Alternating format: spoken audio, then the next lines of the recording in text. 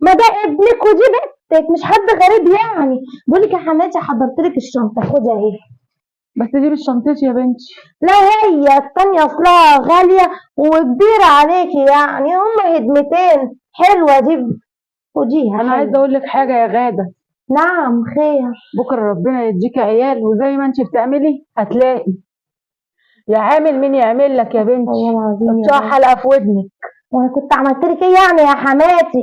معلش يعني احنا لسه ارسام برضو جداد، المفروض كده ذوقيا منك ما كنتيش اصلا قعدتي معانا. ابنك هو اللي قالك وانا مالي يعني. ابني، هو انت كل حاجه انا كده مربيه فيا؟ ابني، وابني عمره ما يقول كده من دماغه الا لو في حد تاني هو اللي قواه. قواه وهو صغنن لغه يعني هو؟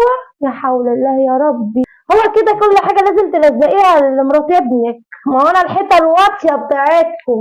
يلا يا ولا حماتي يلا. ولا واطي ولا عالي يا بنتي.